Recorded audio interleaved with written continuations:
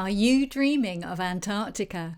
Wondering what it's really like to travel to the bottom of the world? I'm Rona, and recently I travelled on Viking's Antarctic Explorer expedition on board Viking Octantis. This is a video which I wish had been available before I went on my trip. It covers everything you need to know about travelling to the White Continent. In the video, you'll experience the journey to Antarctica via the notorious Drake Passage. I'll take you on a look around our stateroom, plus a comprehensive tour of Viking Octantis. Now, it doesn't matter if you travel on Viking Octantis or her sister ship Polaris, this video will equally apply. We'll enjoy Antarctica together on Zodiacs, kayaks, and also special operations boats. And I'll share with you the incredible wildlife I encountered that made this journey unforgettable. On a cold night in mid-January, our adventure begins at London Heathrow. We board a British Airways flight bound for Buenos Aires, with a brief stop in Rio de Janeiro along the way. This overnight journey takes us nearly 7,000 miles south. Touching down in Buenos Aires, we're met with a warm 84 degrees Fahrenheit, 29 degrees Celsius, a striking contrast to the winter chill we left behind in London. After a smooth transfer to our hotel in the heart of the city, we grab a bite to eat at the restaurant before calling it an early night, knowing we have an early flight to Ushuaia the next morning. The following day, we head back to the airport for our flight to Ushuaia, the southernmost city in the world. Often called the end of the world, Ushuaia is the gateway to Antarctica, surrounded by the stunning landscapes of the Tierra del Fuego National Park. Stepping off of the plane in Ushuaia, we're met with a cooler afternoon. From the airport, a short coach ride brings us to the port, where we catch our first glimpse of the Viking Octantis. After checking in and receiving our keys, we head straight to our deluxe Nordic balcony stateroom, our beautifully designed home away from home. After settling in, it was time to head to the ship's Aula Theatre for the 4:30 p.m. welcome briefing and mandatory submarine briefing. In the theatre, we met expedition leader Isabel and the rest of the expedition team, including scientists, marine biologists, naturalists, marine mammal specialists, and Zodiac drivers from all over the world. We learned about the Antarctic Treaty, which was signed in 1959, and it designates Antarctica as a natural reserve dedicated to peace and science. Viking is a proud member of IATO, the International Association of Antarctic Tour Operators, meaning that by travelling with them, you are actively supporting the protection of this pristine continent. Preserving Antarctica's fragile ecosystem is a top priority. Before going ashore, Viking carefully inspects and cleans clothing and equipment to prevent contamination. We were advised to use the onboard boot wash station to disinfect our boots prior to going ashore and when returning to the ship as well. We also got our first update about the weather conditions for the infamous Drake Passage crossing, which is known as one of the roughest seas in the world. Fortunately, Isabel advised us that it was not going to be a Drake Shake, nor a Drake Lake, but somewhere in the middle. As we listened, Viking Octantis had already begun its journey south through the Beagle Channel, a narrow waterway named after HMS Beagle, the ship that carried Charles Darwin on his historic voyage. Gliding through its tranquil waters, we crossed paths with Viking Polaris, who was returning from her own Antarctic expedition. With 646 nautical miles to go, we were officially en route to Antarctica, ready to take on the Drake Passage. Later, we made our way to the World Cafe for a delicious dinner, savouring the fresh, expertly prepared dishes as we settled into life at sea. Before turning in for the night, we stepped out onto the deck, watching as the last traces of land disappeared into the distance. The sun cast a golden glow over the endless water, a quiet yet powerful moment, the perfect way to end our first evening on board. Our adventure had truly begun. Before we set foot on the White Continent, let me take you on a tour around Viking Octantis, your home from home, on this wonderful trip. We are going to start at the bottom of the ship and then work our way up.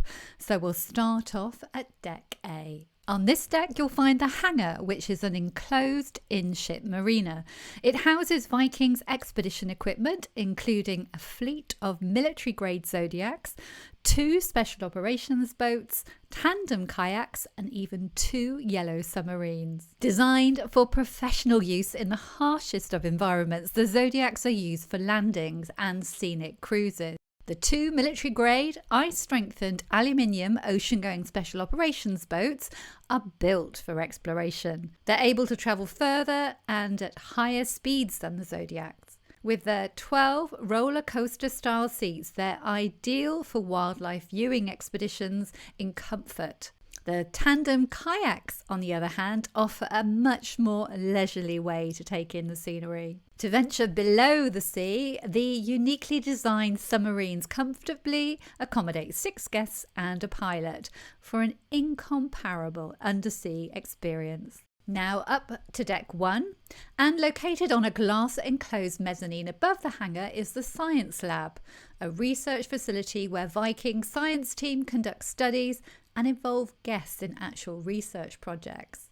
The team collect data to share with global scientific partners, including the University of Cambridge, Scott Polar Research Institute, and NOAA. Projects include using a baited remote underwater video system to record species. And here you can see the system in action. Viking Octantis and Polaris are the first civilian vessels to launch weather balloons, and when they do, guests are invited to witness it happening, as we did on our expedition. We're still on deck 1, and now we're going to move along to the other side of the ship, where there's a seating area and a small bar. Let's take a look around Manfredi's. Inspired by Italy's beloved trattorias, Manfredi's offers a delicious menu of authentic Tuscan cuisine. While the rest of the ship reflects a sleek Scandinavian aesthetic, Manfredi's embraces the warm, rustic charm of Italy. Now let's make our way to the other side of the ship, where you'll find the restaurant. There it serves ever-changing regional specialities and also classic dishes. The dining room embodies the ship's signature Scandinavian style with light wood tones and pale blue accents. It really is understated elegance. The restaurants are open in the evenings from 6 till 9 p.m, and what's wonderful about Viking is that you don't have to pay extra to dine in any of the restaurants. All of them are included in your fare. Simply book your table in advance. In both these restaurants, the dress code is elegant casual. So ladies are asked to wear either a dress, skirt or slacks with a sweater or blouse, and gentlemen are asked to wear trousers and a collared shirt. A tie and jacket are optional, and jeans are not permitted. You'll find guest services on deck 1, the ever helpful staff who can assist you with everything from general inquiries to booking shore excursions and dining reservations. Deck 1 is also where you'll find the Hide, a cosy space tucked away below the bow that can only be accessed from deck 2's forward stairwell or lift. During the day, you can watch spectacular waves through the slanted windows near the waterline. You could nestle with a book and just chill. In the evening, for a few hours between 9 till 11 p.m, there are drinks available. And it's also a space where in the evening, sometimes you'll experience talks and stories from the members of the expedition team. Now let's head up to deck 2. At the very back of the ship is the Finse Terrace, named after the Finse Plateau in Norway, where some of the greatest polar explorers did their training. This sheltered outdoor space offers seating around fire pits, where you can enjoy the scenery protected from the elements. It's one of my favourite places to stand on the ship and just simply taking in the scenery. Next to the terrace is the Aula, a stunning panoramic auditorium inspired by the University of Oslo's famed ceremonial hall, the former venue for the Nobel Peace Prize ceremony.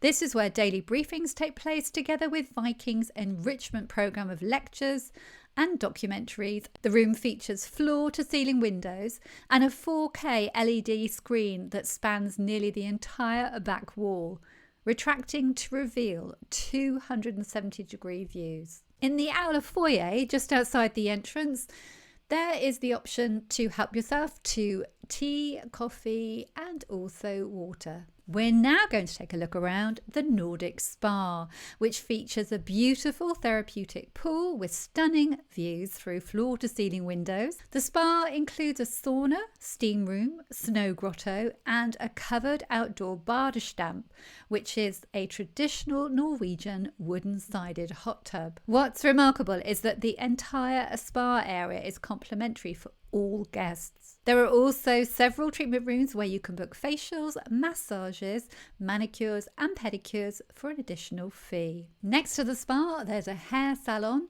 and here you'll discover where you'll sit if you wanted to have a pedicure or a manicure. And what a lovely view to look out on. Staying with the health theme, on deck 2 you'll also find the 2-room fitness centre with plenty of equipment, weights and machines. There really is nothing quite like running on a treadmill while watching breathtaking scenery pass by. A separate group exercise space offers yoga, Bosu balls and also digital exercise classes on a large screen TV. Now onto the studio, where hands-on workshops like knot tying take place, and it's also where you'll find life-sized wildlife models, and in this case they are of Antarctic wildlife, including penguins and bird species. There are also lots of books to help you discover more about the places you're visiting and the wildlife. Expedition Central is the hub where the expert team meet guests to discuss activities and share knowledge about destinations.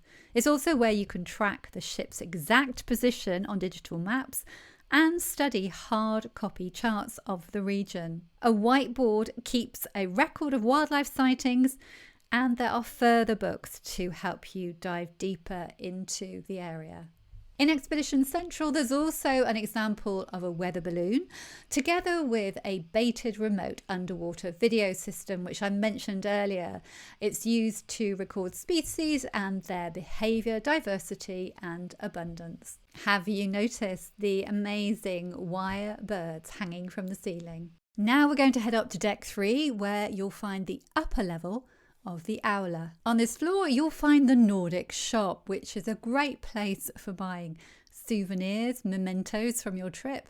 You'll also find clothing there like jackets and sweaters, and also a fluffy toy or two.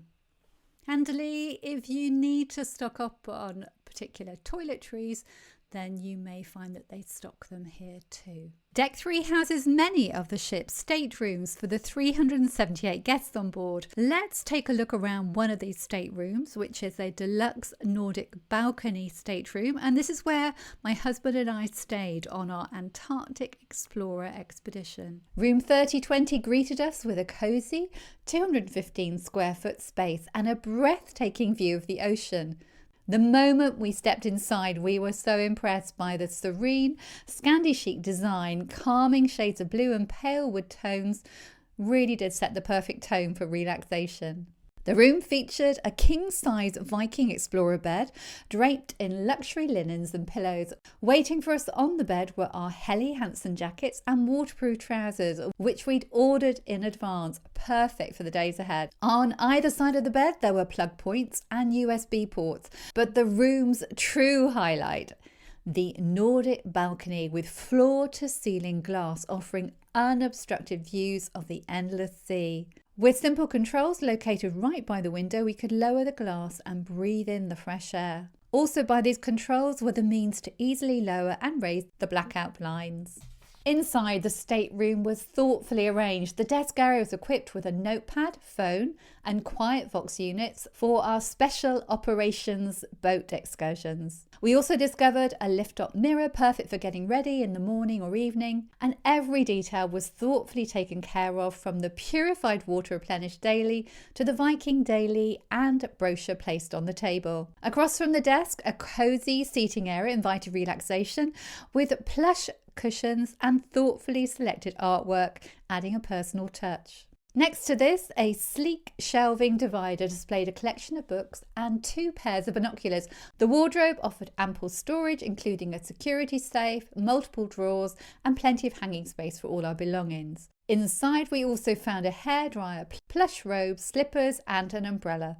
Thoughtful details that added an extra layer of comfort and convenience. Another of the standout features in the room was the heated floor-to-ceiling drying closet, perfect for drying our jackets and boots after a day out in Antarctica. With a press of a silver button, the closet would stay warm for up to 3 hours, keeping everything cosy and ready to go. For entertainment, there was a flat screen television opposite the bed.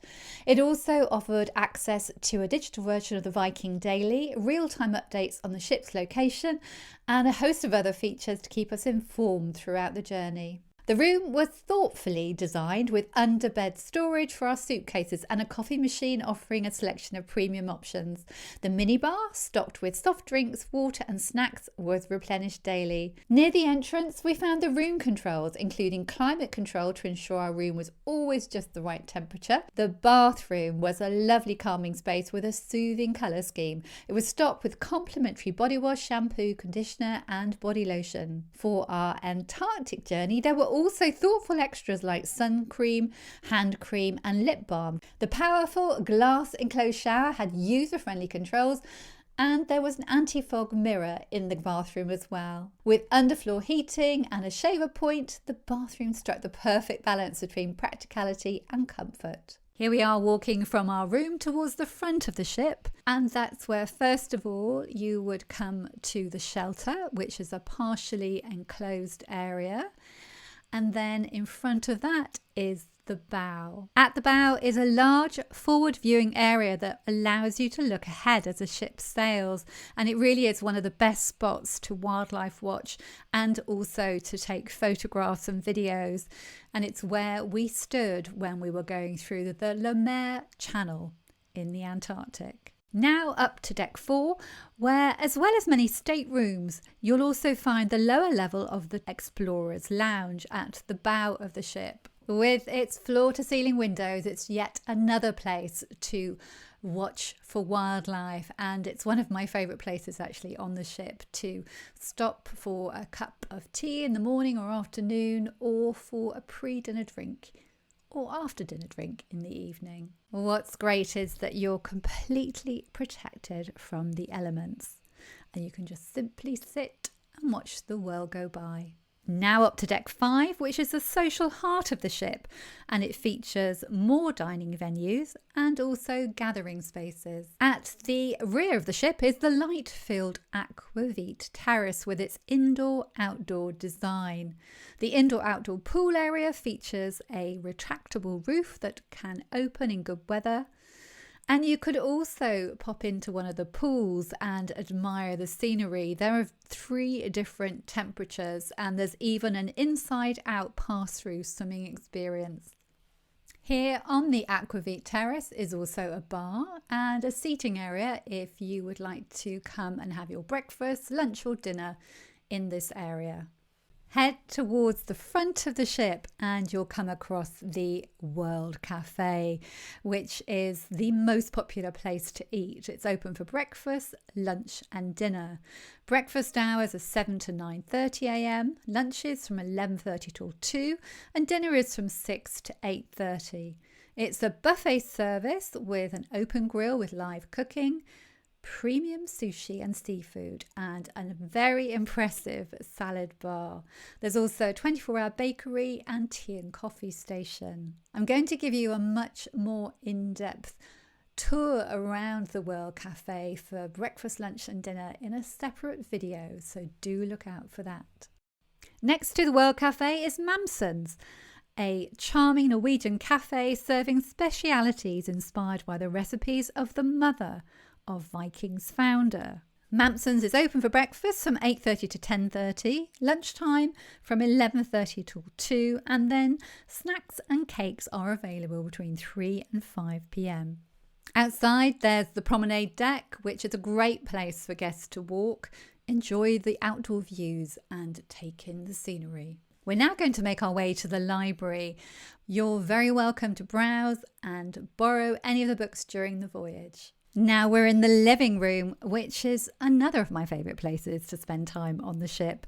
It's a really comfortable space with a bar, digital games tables and puzzles. Now we're going to head up to deck 6, where there's an open deck area with comfortable seating. We were so fortunate on the Antarctic Explorer itinerary, as on one of the days when the weather was absolutely incredible, there was a barbecue up on deck 6. Isn't this just such an incredible place to sit and have lunch in the sunshine? Deck 6 is where you'll also find the bridge, and as we were sailing back across the Drake Passage, guests were allowed to pop up to the bridge and have a little tour. This is the view from the front of the ship. Overnight, we left the Beagle Channel and started our journey across the Drake Passage. With no land in sight, it was windy and there were a few white horses, but you can see how smoothly the ship was sailing. Our day began in the Aula Lecture Theatre, where our expedition leader Isabel led a mandatory briefing. She covered everything we needed to know about going ashore in Antarctica, including the IATO, International Association of Antarctic Tour Operators, regulations designed to protect this pristine environment. She advised us to be aware of the wildlife and, in particular, the penguin highways. Next, we attended a kayak briefing with Geraint and David, where we learned what to wear and how to gear up for the experience. They showed us how to put on our dry suit, boots and buoyancy aid, all essential for staying warm and dry in these extreme cold conditions. The kayaks are tandem kayaks and you use paddles to glide through the water. Afterwards, it was time for our boot collection and biosecurity check. These boots were for when we were out on Zodiacs and special operations boats. Viking takes biosecurity very seriously. You can see in the background of this shot how guests are having their clothing inspected and hoovered. Stepping out onto the deck at the bow, we took a moment to breathe in the fresh sea air. Thankfully, the Drake Passage was treating us very kindly with just a gentle swell, and we were very grateful. After lunch, we went down to the hangar in the bottom of the ship and we had our kayak fit test. Basically, we learned how to easily get from our Zodiac to our kayak and then back again. And I'm very pleased to say my husband and I passed. Then we attended an introduction to Viking science lecture by Chief Scientist Jason Hayden and learnt how Viking contributes to Antarctic research. The activities include submarine science, balloon-based weather observations, and he mentioned his plan to launch a weather balloon later that week, passive acoustic monitoring, abbreviated to PAM. Jason covered details about partners and projects, including the Scott Polar Research Institute and the Oceanites Research Programme. Oceanites monitor the Antarctic Peninsula. They conduct and evaluate vital research on Antarctic penguin populations in support of climate science. Their penguin counters usually collaborate with expedition ships visiting the Antarctic Peninsula in order to access the penguin colonies. That evening, we gathered in the Aula for the Viking welcome reception. We were officially welcomed by Captain Lars Håkan Gustafsson and his senior officers, including the chief engineer, restaurant manager and executive chef. It was a wonderful moment, raising a glass and celebrating the beginning of our Antarctic adventure. We capped off the evening with a delicious meal at Manfredi's Italian restaurants, one of my favourite restaurants on board. Before we reached the Antarctic, I just thought I'd give you a little bit of background about its incredible size. The continent is over 57 times the size of the UK and 1.4 times the size of the USA. On our Antarctic Explorer expedition, we would simply be visiting the Antarctic Peninsula, which is circled here. It's the most accessible part of Antarctica, and due to its relatively mild climate, there are opportunities to see wildlife, including penguins, seals and whales. Wow! The next morning, after breakfast, we spotted our first iceberg, and it was such an exciting moment. In the daily briefing, Isabel shared the plans for the next 2 days. Around 1 o'clock, we arrived at the Antarctic Peninsula, and our first stop were the Melchior Islands. Snow was falling and the temperature was just above freezing at 34 degrees Fahrenheit, 1 degree Celsius. We watched as the first Zodiac cruises from our expedition set off. Zodiacs are inflatable boats which can be used for cruising and also landings.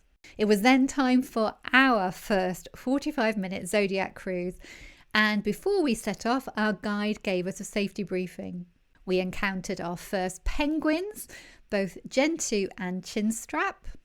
We also saw an unoccupied Argentine Antarctic base. Heading back to the ship, we even came across a seal.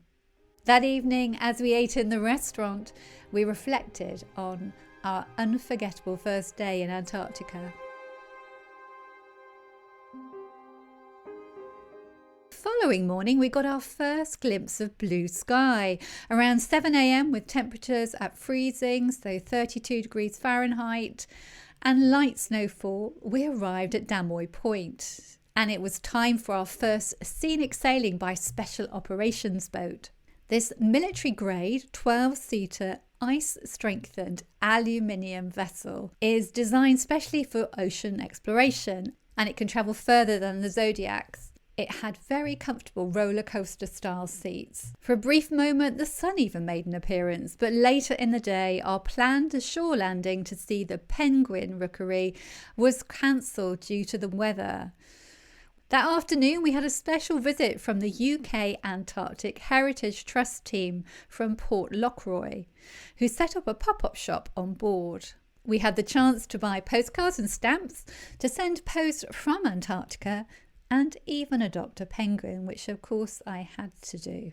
As a little bit of background, Port Lockroy is one of 6 heritage sites on the Antarctic Peninsula protected by the UK Antarctic Heritage Trust. The site consists of 3 buildings, the largest of which is Bransfield House, which houses a living museum, shop, and the world's southernmost post office. Port Lockroy is home to a Gentoo penguin colony, and the UK Antarctic Heritage Trust has been monitoring the colony since 1996. We also went to a great talk by the 2 ladies from Oceanites. They're actually a mother and daughter team, and they told us lots about penguins. So of course I was enthralled. So penguins are flightless birds, and they are found in the southern hemisphere. They generally live between 15 and 20 years, and the 2 types which we saw in Antarctica were Gentoo and also chinstrap penguins, which are brush-tail penguins. So the job that Oceanites do is they monitor the penguin population, both on land with clickers and notepads and pens, and also from the air using drones. And then that evening, during our daily briefing, we discovered the exciting plans for the next day. That evening, we reflected on our lovely day at Damoy Point.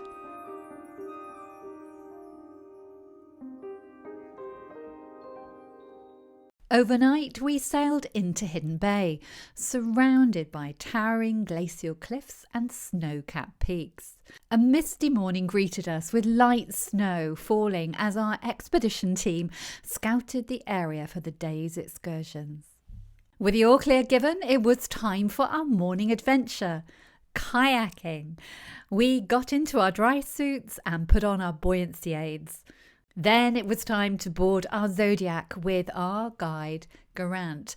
2 Zodiacs were going out that morning. Whilst we were waiting for everyone to get into the Zodiac, we could see the dramatic Una Peaks, which stood shrouded in clouds.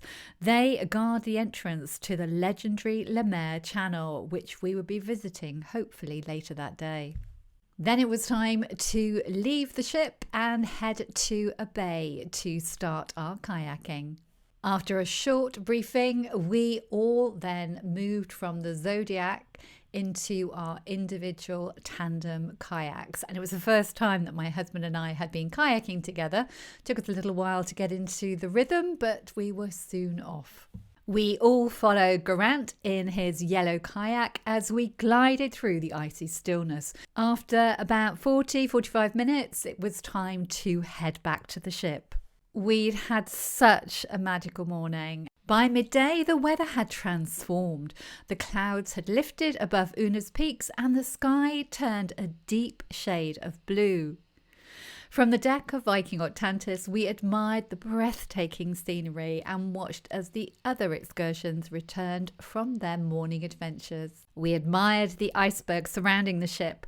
Did you know that only a small portion of an iceberg is visible above sea level, usually around 10 to 15%, meaning that the majority of an iceberg size is submerged beneath the surface? That afternoon, we set off again on a Zodiac cruise and we had a look around Hidden Bay. We navigated through this untouched wilderness, keeping a safe distance from the icebergs. Drifting among the ice, we spotted a seal lounging on an iceberg, completely undisturbed by our presence. We also examined a piece of freshwater ice that had been floating in the sea, its tiny air bubbles creating intricate ridges. Then it was time to head back once more to the ship. Here are a few photos of Hidden Bay.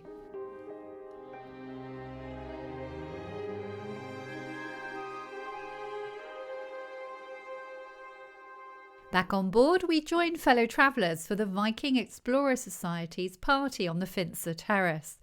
The Society is Viking's loyalty programme for guests who've travelled with Viking before.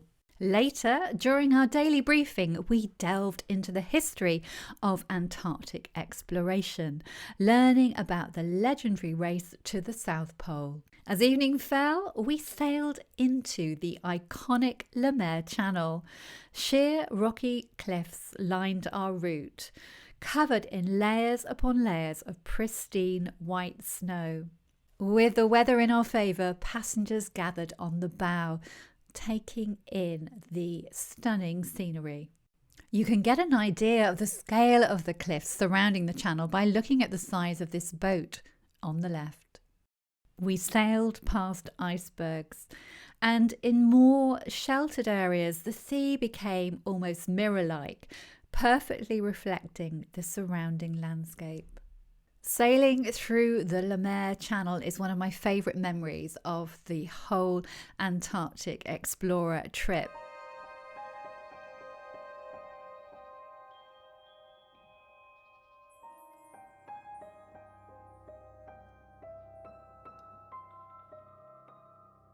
Here are a few of my photos of the Lemaire Channel.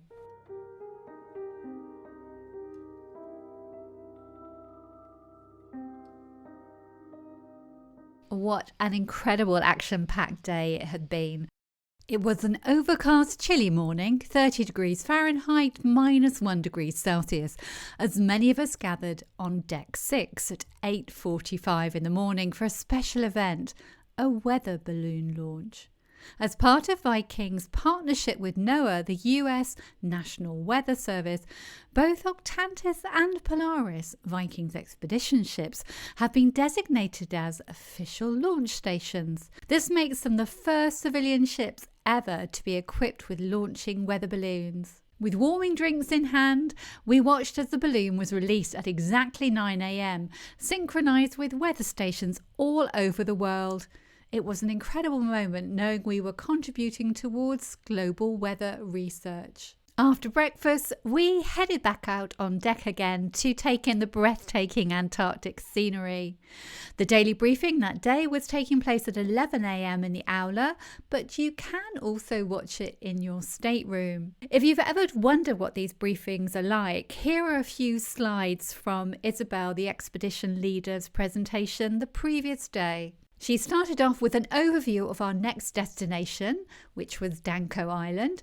She showed us a map marking its location along with where we had been before. Then she showed us details about the island's size, landscape, and what wildlife we could expect to encounter. There was also a breakdown of our planned activities, so beach landings, disembarkation tips and what to look out for. There was also a weather update including temperature, wind and wave conditions. This was the view as I lowered our window, our Nordic balcony window, and you can see out to the stunning scenery that we were passing by and the calm sea and the incredible icebergs.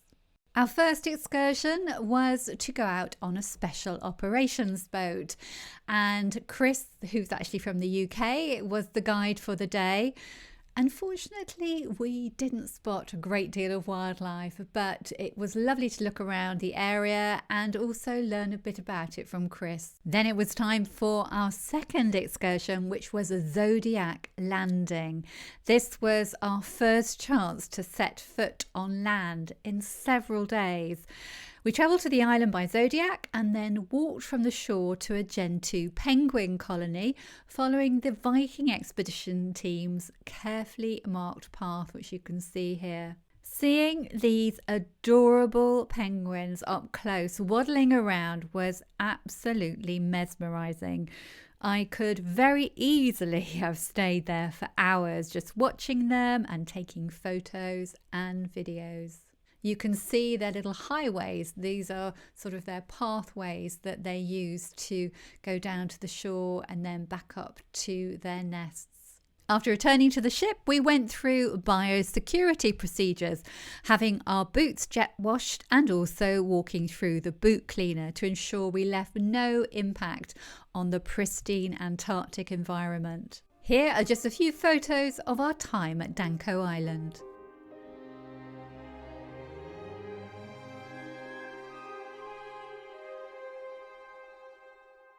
The next day, due to an adverse weather forecast, we had to switch to Plan C, as I mentioned earlier, and we were to visit Orne Harbour instead of Portal Point or Wilhelmina Bay. The morning started cloudy with a temperature of around 32 degrees Fahrenheit, 0 degrees Celsius. But as we approached Orne Harbour, the clouds began to lift, revealing stunning blue skies. We really couldn't believe our luck. That afternoon, we had a kayaking excursion. After donning our dry suits and buoyancy aids, we got into the Zodiacs with our guides Geraint and David. They told us that conditions this perfect were very rare. Just how stunning is this weather? We made our way to a nearby cove where the water was so still that it acted as a mirror. David sorted out the kayaks, which we towed behind us. The yellow kayaks were his and Geraint's, and the red tandem kayaks were ours. After a safety briefing, it was then time for us to move from the Zodiacs into the kayaks and set off. Paddling through the still waters surrounded by such beautiful scenery was something I'll never forget. On the journey back to the ship, we all were so grateful for the weather being just so amazing and perfect for kayaking. Later that afternoon, we set off on a Zodiac cruise and landing. We glided past sea ice and icebergs before setting foot on the Antarctic continent itself. An unforgettable experience. Back on the ship, we lingered on deck, soaking in the stunning view. Antarctica was putting on such a show, and we really didn't want to miss a second of it. As the day drew to a close, we watched from the deck as the Zodiacs were cleaned and lifted back into the ship's hangar. The weather was just so beautiful, though we headed back outside again after dinner. As we stood there admiring the scenery, we crossed paths again with Viking Polaris, our sister ship. What an absolutely incredible day it had been. Here are just a few photos of our time at Orne Harbour.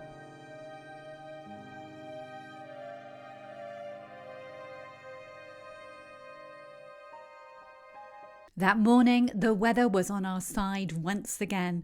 We woke to brilliant blue skies and sunshine.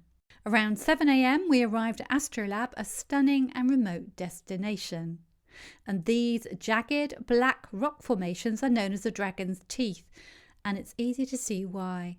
With such spectacular weather, the crew had something special planned, a barbecue on the top deck in one of the most remote places on Earth. As we arrived, guests were welcomed with a special cocktail. Here on the left, you can see Executive Chef Willie and his team at the cooking station serving up an incredible spread of steak, seafood, and perfectly grilled vegetables.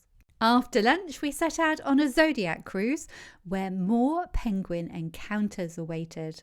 Despite the beautiful conditions, our scheduled shore landing had to be cancelled due to a large swell. An important reminder that down here, nature is always in charge. You can get a sense of the swell by how much this iceberg is moving around. So instead of a landing, we explored the waters by Zodiac and spotted a colony of chinstrap penguins perched on the rocks. Later that afternoon, we ventured out on a special operations boat cruise where we spotted chinstrap and gentoo penguins on a nearby iceberg. Here are just a few of my photos at Astrolabe.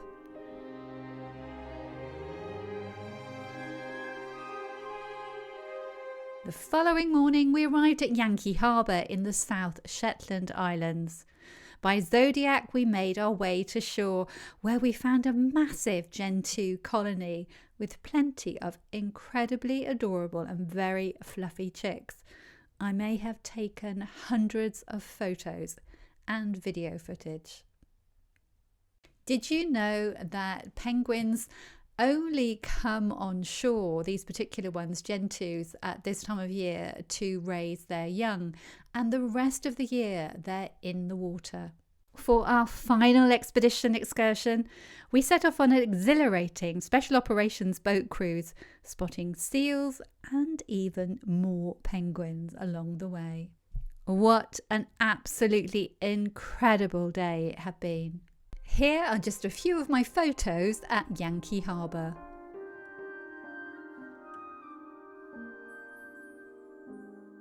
It was time to leave Antarctica and sail back across the Drake Passage again to Ushuaia in Argentina. The return crossing was surprisingly smooth thanks to favourable weather conditions and Viking's advanced stabiliser system. During the 2 days of travel back, we had the opportunity to take a guided tour of Manfredi's galley and see where all the delicious Italian food was created.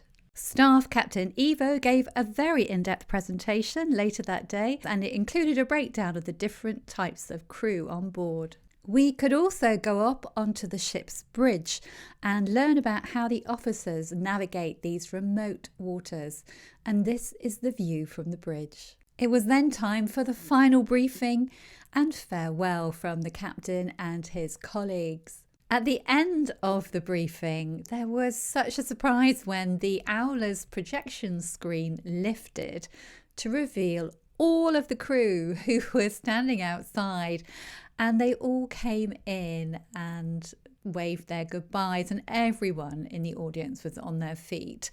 And it just makes you realise how many crew are involved in each of the expeditions. The following day, we had a look around the hangar at the bottom of the ship, and that's where all the expedition equipment is kept, including the Zodiacs. And this is one of the 2 special operations boats with their suspension-style seating. This is one of the 2 submarines on board, and this one my husband actually went for a dive in. In the background there, you can see the dive support boat. And here are some of the tandem kayaks which we were lucky enough to venture out on. It really did feel like something out of James Bond, going down into the hangar and seeing all the equipment. In the hangar is the ferry box system which the science team use, and they collect samples which they then analyse to find out how much plankton there is, and also they use a filter system so they can collect any microplastics. We also popped into the state-of-the-art science lab where researchers study Antarctic ecosystems. This equipment is called the Baited Remote Underwater Video, abbreviated to BRUVs, and it records footage of marine species which are attracted to the bait. And here you can see the phytoplankton underneath the microscope. On embarking the ship at Ushuaia, we went on a tour around the Tierra del Fuego National Park. And here's just a little bit of footage of our time there, starting off with spending time by the lake.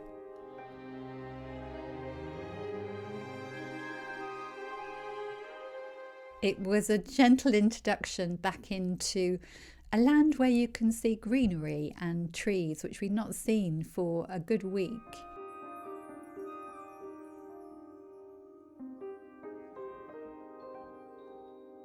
We passed through Ushuaia on the way back to the airport, so we did actually stop and have a little walk around.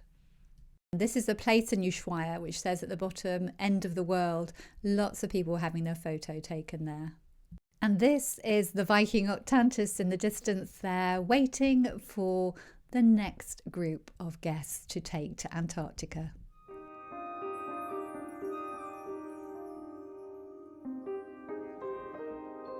We flew back to Buenos Aires, or we stayed for the night before then travelling back to the airport the following morning to fly back to the UK with a very brief stop in Rio. The cloud formations on the way back were so beautiful. I just loved all the blues, and you can see the sun setting there in the distance. This is dawn the following morning on our approach to London Heathrow Airport. What an absolutely incredible expedition it was to Antarctica with Viking. It's a few months now since we were there, and I'm just so grateful that I took so many photos and videos of our time in the White Continent. It still feels a little surreal that we were there, and we actually walked very close to penguins. We were in boats watching penguins torpedo through the water, and we could see icebergs floating past the window and also see whales. It was, just a very, very unforgettable trip. It's a trip I would 100% recommend, and maybe tie it in with celebrating or marking a special occasion like an important birthday, or as we did, it was to celebrate my husband's retirement. I hope you've enjoyed this little insight, and if you'd like some more information about Antarctica, I'll put some videos on the screen now which I'm sure you'll find useful. One is what to pack for Antarctica, and the other is what to wear on excursions. Thank you so much for watching, and I'll see you back here soon.